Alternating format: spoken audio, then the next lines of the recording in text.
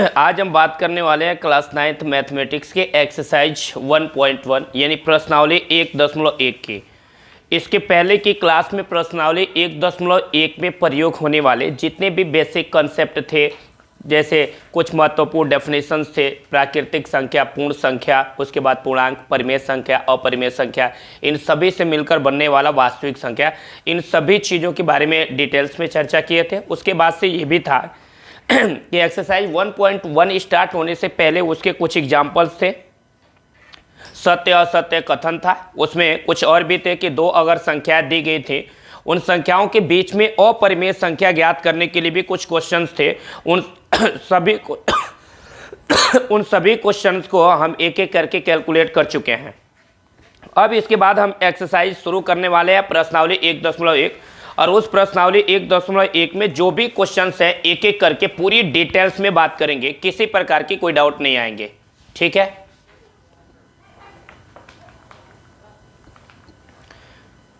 चलें स्टार्ट कर रहे हैं।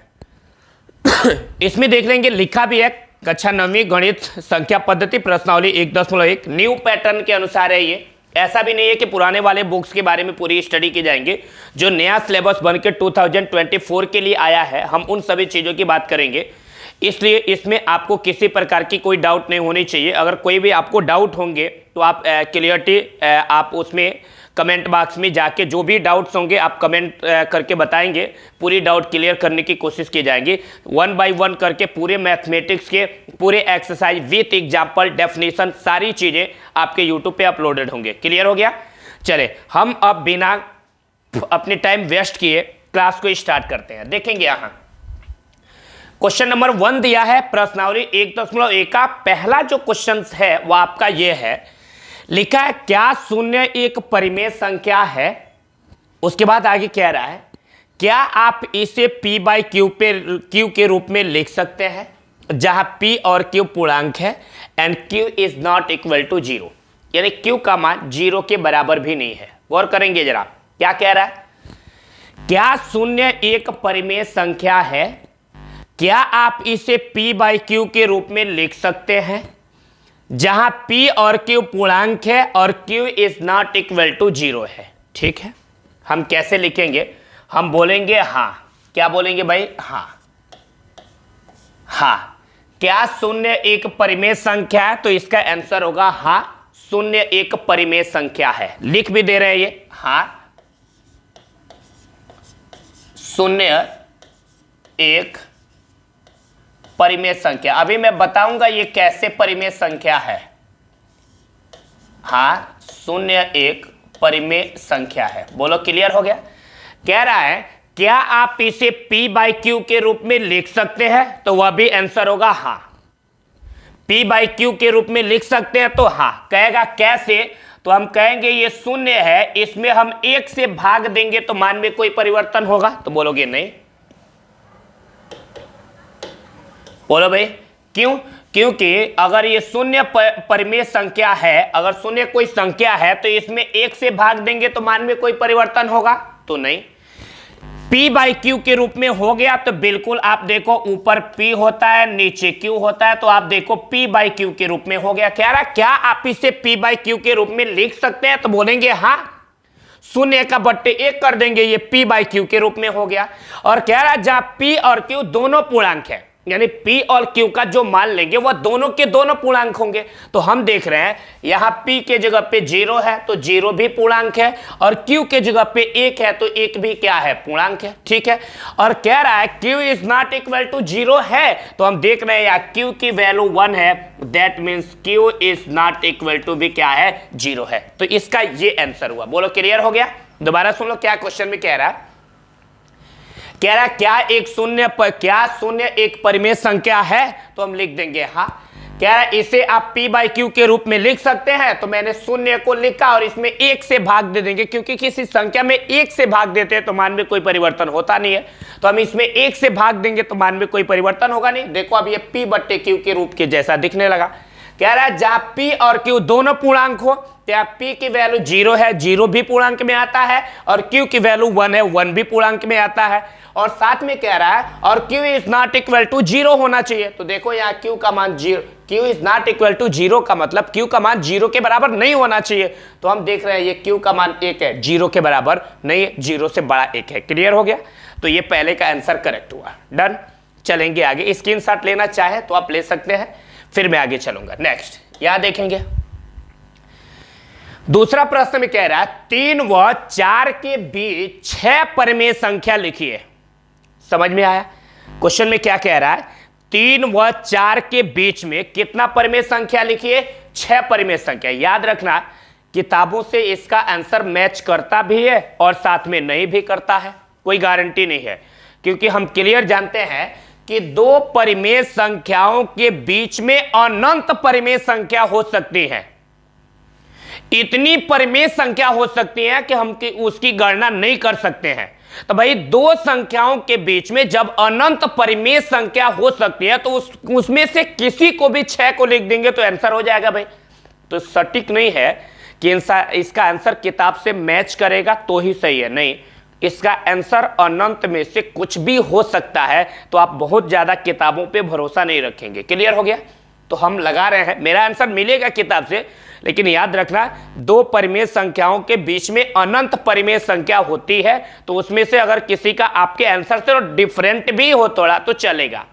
ठीक है, अब देखो कह रहा 3 व 4 के बीच 6 परिमेय संख्या लिखिए। तो इसके सॉल्यूशन के लिए हम यहां लिखेंगे 6 परिमेय संख्याओं के लिए, 6 परिमेय संख्याओं के लिए।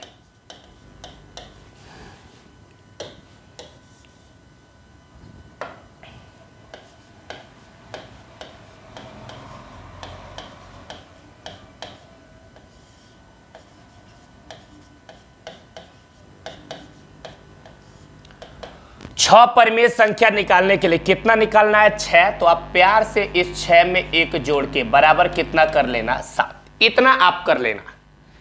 अगर 7 परिमेय संख्याओं के लिए पूछता तो 7 में 1 जोड़ के 8 कर लेते। 8 परिमेय संख्याओं के लिए पूछता तो 8 में 1 जोड़ के 9 कर लेते। 10 परिमेय संख्याओं के लिए पूछता तो 10 में 1 जोड़ के 11 कर लेते। बट यहाँ 6 परिमेय संख्याओं के लिए पूछ रहा है तो 6 में 1 जोड़ेंगे तो 7 हो जाएगा। ठीक, इसके आगे अब देखें क्या होने वाला है। यहां पे यहां 3 है तो आप लिख लोगे 3 इक्वल टू, यहां 4 है तो लिख लोगे 4 इक्वल टू। इतना आप कर लोगे, क्योंकि कह रहा 3 व 4 के बीच 6 परिमेय संख्या लिखिए। तो हम लिख लिए 6 परिमेय संख्याओं के लिए 6 में 1 जोड़ के बराबर क्या कर लेंगे? 7। उसके बाद ये 3 और 4 है तो 3 बराबर और 4 बराबर लिख देंगे। चूंकि परिमेय संख्या है तो ये बट्टे के रूप में होगी, यानी ऊपर अंश नीचे क्या रहेगा? हर। तो लगा लेंगे। अब देखें इसमें, देखें और साथ में क्या मिला है। हम देख रहे हैं यहाँ पे क्या आया है? 7। तो इसके भी नीचे लगा लोगे अब 7, इसके भी नीचे क्या लगा लोगे? 7। बोलो क्लियर है? अब कहोगे सर ऊपर क्या रहेगा? नीचे तो 7 हो गया, ऊपर क्या रहेगा? तो इन दोनों का गुणा करना है। 7 3 क्या है? 21। ऊपर रहेगा 21। 7 चौको कितना हो जाएगा? 28। ये हो गया। बोलो कोई डाउट है? इतना आराम से हो गया। 21/27 और 28/27। क्वेश्चन में कह रहा है क्या? इनके बीच का लिखना है, यानी 21/27 से 28/27 तक परिमेय संख्या मिल गया ना। इसका मतलब कि आपको इसके बीच का अगर परिमेय संख्या लिखना होगा तो ऐसे लिखेंगे, अतः इनके बीच की कितना परिमेय संख्या? 6।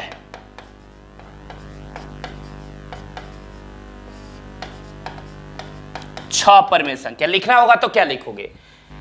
कह रहा है 21/27 और 21/7 और 28/7 के बीच का लिखना है। इसका मतलब कि 21/7 से शुरू होकर 28/7 तक गया है, यानी शुरू किससे हुआ है? 21/7। इसके बाद होता है 22/7, इसके बाद होता है 23/7, इसके बाद होता है 24/7, इसके बाद होता है 25/7, इसके बाद होता है 26/7, इसके बाद होगा 27/7, इसके बाद होगा 28/7। देखो 28/7 यानी 21/7 से शुरू होकर 28/7 तक क्या है, ये आंसर नहीं है। आंसर तब होगा, कह रहा है 21/7 ढूंढो, किधर है 21/7 ढूंढो, यहां है 21/7 और कह रहा 28/7 ये यहां पे है। कह रहा है इनके बीच वाला लिखना है। अरे मेरी बात समझ में, ये नहीं कह रहा 21/7 और 28/7 तक लिखिए, नहीं, इनके बीच में कह रहा है। तो ये बताओ इन दोनों को छोड़ के इनके बीच में यही इतना आ रहा है ना, यही 22/7, 23/7, 24/7, 25/7, 26/7, 27/7। तो यही हमारा आंसर हो जाएगा, ये वाला बस नहीं रहेगा। ठीक, यहां ये बोलो, क्लियर हो गया होगा ये वाला।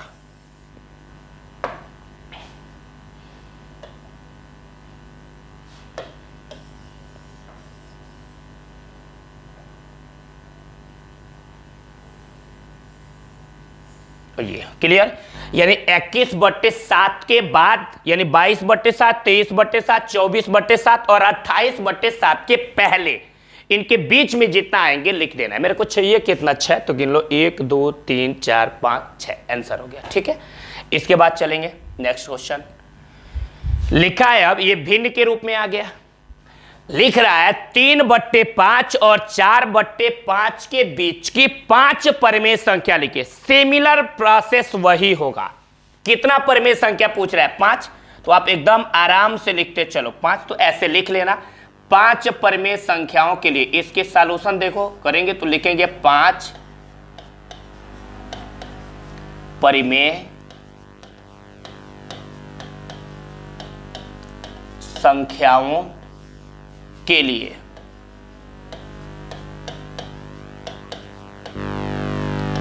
पांच में 5 पूछ रहा है तो 5 में 1 जोड़ दो, कितना हो गया 6। देखो पूछ रहा है 5 तो 5 में 1 जोड़ दो, कितना हो गया 6। अब देखो है क्या, ये आपका है 3/5, लिख के बराबर लगा लो।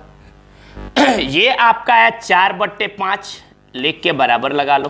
क्लियर, गौर करना जरा, कितना है बाबू 6, 5 निकालना है ना, तो 5 में 1 जोड़े हो क्या आया है 6। तो जितनी भी संख्याएं आपको दिख रहे हैं इन सब में किससे गुणा करना है, 6 से। जैसे 3 है तो इसमें भी 6 से गुणा, नीचे ये 5 है इसमें भी 6 से गुणा, ऐसे ये ऊपर 4 है इसमें भी 6 से गुणा, नीचे 5 है इसमें भी 6 से गुणा। क्लियर हो गया। अब बोलो ये आएगा कितना, 3 छक है 18 और नीचे 5 छक है 30, ये आएगा 4 छके क्या आएगा 24 और बट्टे 5 छके कितना आ जाएगा 30। बोलो इतना हो गया ना। अब क्या करना है, इनके बीच 5 लिखना है, तो लिखेंगे कैसे, अभी बोले हैं 18/30 के बाद 19/30, 20/30 और 24/30 के पहले, यानी इसके बाद और इसके पहले की क्या गो लिख लेना है, 5 गो, आंसर हो जाएगा। तो नीचे यहां लिखेंगे अतः इनके बीच की 5 परिमेय संख्या कितना होगा, 18/30 के बाद होगा 19/30, इसके बाद हो जाएगा 20/30, इसके बाद हो जाएगा 21/30, इसके बाद हो जाएगा 22/30, इसके बाद होगा 23/30 और ये दे दिया है 24/30। तो ये नहीं लिखेंगे, इससे पहले। ठीक है, गिन लो 1 2 3 4 5, आंसर हो गया। ठीक, बहुत सारे बुक्स में इसको अलग तरीका से भी किया है, कुछ काट के छोटा कर दिया है। आंसर ये भी आपका करेक्ट है, ये गलत नहीं है, लेकिन बहुत से बुक्स में इसका काट के भी आंसर दिया। जैसे ये मान लो 19/30 नहीं कटेगा तो ऐसे छोड़ दिया है। अब भाई कटने वाला है 0 से 0 काट दिया, 2/3 काट के कर दिया होगा। ये मान लो कटने वाला है 3 7 21 3 10 के 30, तो ये लिख दिए होंगे। ये कटने वाला है 2 से 11 दूनी के 22, 15 दूनी के 30, ये हो गया। ये नहीं कटने वाला है तो लिख दिए होंगे 23/30। तो ऊपर वाला भी आंसर सही है और नीचे वाला भी, जिसमें खुश हो आप लिख लेना, चलेगा। क्लियर हो गया, ये चीजें समझ में आ गया होगा, आसानी से आ गया होगा, कंफर्म है ये।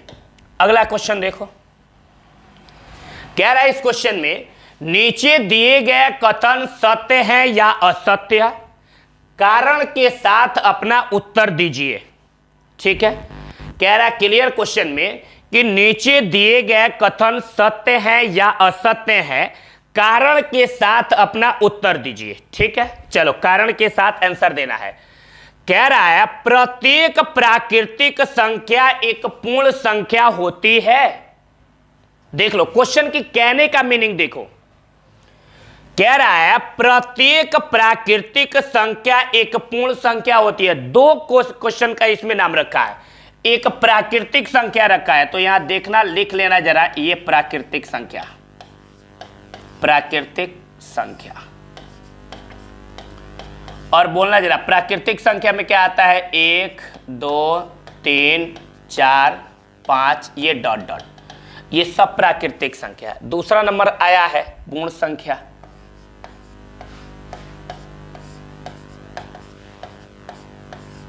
पूर्ण संख्या में क्या होता है, 0 से शुरू होता है, 0 1 2 3 4 5 डॉट डॉट। क्लियर हो गया, देखना जरा। अब देखो, कह रहा प्रत्येक प्राकृतिक संख्या एक पूर्ण संख्या होती है कि नहीं होती है, यानी ये प्राकृतिक संख्या ये पूर्ण संख्या होगा कि नहीं होगा। तो प्रत्येक प्राकृतिक संख्या एक पूर्ण संख्या तभी होता है जब इस पूर्ण संख्या में ये सब के सब प्राकृतिक संख्या आ जाएं। अगर इस पूर्ण संख्या में ये सब प्राकृतिक संख्या मिल जाएंगी तो प्रत्येक प्राकृतिक संख्या एक पूर्ण संख्या होगा, और नहीं मिलेंगी तो नहीं होगा। तो आप देखोगे जरा, है 0 छोड़ दो 0, है 1 2 3 4 5 डॉट डॉट, 1 2 3 4 5 डॉट डॉट, है सब के सब कौन सी संख्या है, प्राकृतिक संख्या ही तो है। बोलो भाई, इसका मतलब यह हुआ कि इस पूर्ण संख्या में ये सभी प्राकृतिक संख्या आ जाती है, उसके बाद भी एगो 0 अभी एक्स्ट्रा होता है। इसका मतलब यह हुआ कि पूर्ण संख्या में सभी प्राकृतिक संख्या आ जाती हैं। दैट मीन्स पूर्ण संख्याओं के संग्रह में प्राकृतिक संख्या शामिल होता है। अरे मेरी बात समझ में, ये बोलो, पूर्ण संख्या में जब प्राकृतिक संख्या आ जाएगा तो ये कथन क्या होगा, सत्य होगा। ठीक है, और रीजन पूछेगा कि इसका कारण क्या है, तो हम कारण लिखेंगे कि पूर्ण संख्याओं के संग्रह में प्राकृतिक संख्या शामिल होता है। अरे मेरी बात समझ में, इसका मतलब यह हुआ कि पूर्ण संख्याओं में सभी प्राकृतिक संख्या आ जाती है। ठीक है, तो रीजन में कारण में दिखा देंगे, पूर्ण संख्याओं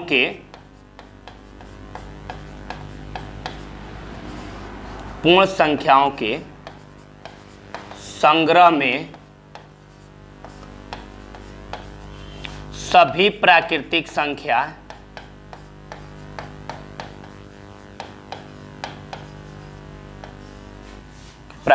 संख्या उपस्थित होती है।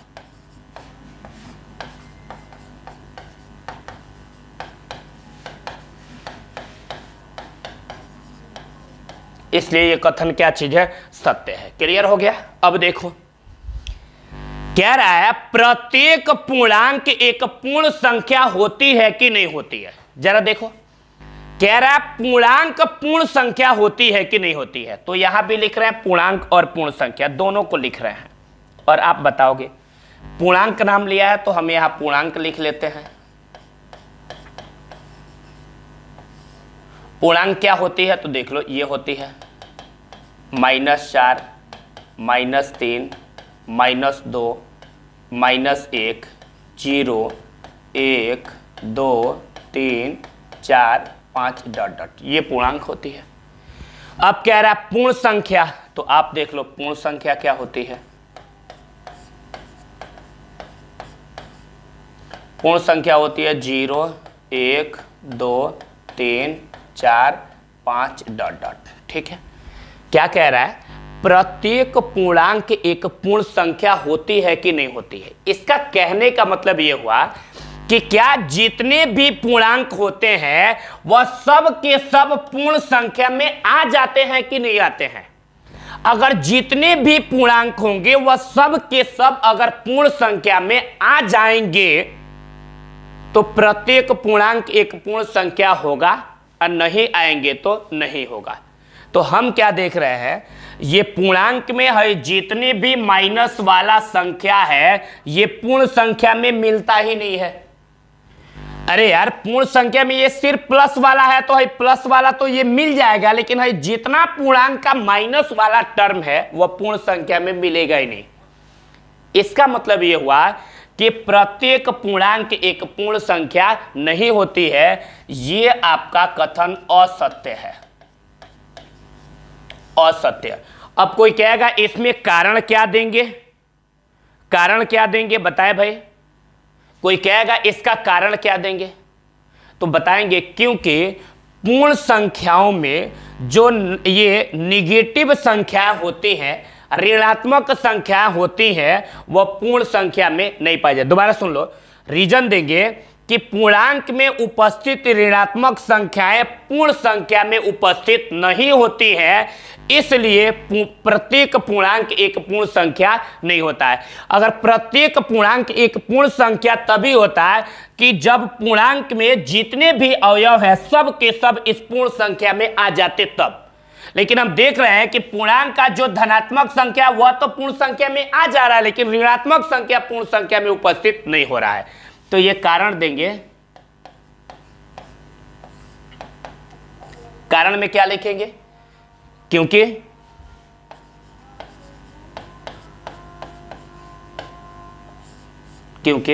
पूर्ण संख्याओं में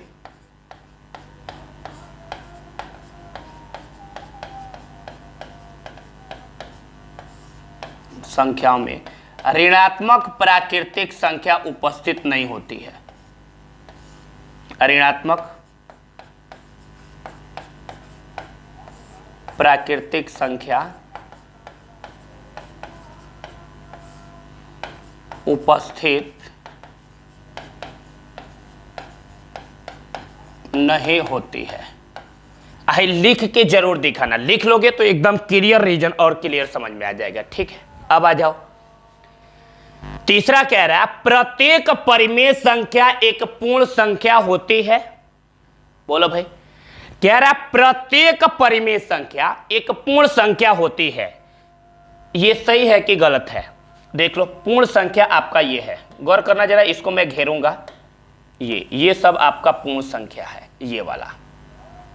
ठीक है, तो कह रहा है जितनी भी परिमेय संख्या होती है, जिसे आप p/q के रूप में लिख सकते हैं, क्या वह पूर्ण संख्या में होती है कि नहीं होती है, ये बताना है। कह रहा है प्रत्येक परिमेय संख्या एक पूर्ण संख्या होती है। इसका मतलब यह हुआ है कि जितनी भी परिमेय संख्याएं होती हैं वह सब के सब पूर्ण संख्या में मिल जाती हैं। तो अगर जितनी भी परिमेय संख्या होंगी वह सब के सब अगर पूर्ण संख्याओं में मिल जाएंगी तो बोलेंगे प्रत्येक परिमेय संख्या एक पूर्ण संख्या होती है, और नहीं मिलेंगी तो नहीं होती है। ठीक है, तो हम देख रहे हैं 1/2 परिमेय संख्या है, लेकिन ये पूर्ण संख्याओं में नहीं मिल रहा है। इसका मतलब इसके द्वारा कहा गया बात गलत है, तो ये स्टेटमेंट भी गलत है, ये कथन असत्य है। अब कोई पूछेगा रीजन बताओ, तो हम रीजन देंगे कि 1/2 परिमेय संख्या है परंतु एक पूर्ण संख्या नहीं है। रीजन में दे देंगे, भाई पहले का रीजन हो गया, पहले का कारण ये, दूसरे का कारण ये, और इस तीसरे का कारण यहां लिख दे रहे हैं। तीसरे का कारण क्या लिखेंगे कि 1/2 परिमेय संख्या है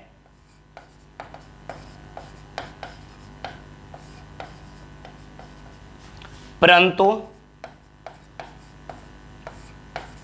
एक पूर्ण संख्या नहीं है।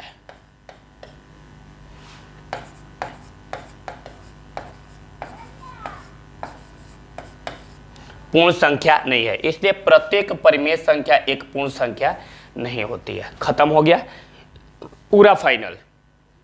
क्लास 9th के एक्सरसाइज 1.1 पूरा का पूरा आपका विथ रीजन कॉन्सेप्ट के साथ आसान भाषाओं में आपकी लैंग्वेज में कंप्लीट कर दिए हैं। इसमें किसी को अब भी कोई डाउट होगा तो कमेंट के माध्यम से आप हमसे इसका आंसर ले सकते हैं। इसलिए आप जितना ज़्यादा से ज़्यादा हो मेरे चैनल को शेयर करें, सब्सक्राइब करना नहीं भूलें, अपने दोस्तों के साथ भी शेयर करें, उन बच्चों तक भी पहुंचाएं जिन्हें पढ़ने के लिए कोई साधन नहीं है। साधन होने का मेरा मीनिंग यह है कि उनके पास पढ़ने के लिए पैसे नहीं है, फिर भी वो पढ़ना चाहते हैं, तो निःशुल्क मेरे वीडियो के माध्यम से वो अपनी पूरी क्लास 9th की तैयारी कर सकते हैं। हम इतना पे अपनी क्लास ओवर करते हैं। Thank you.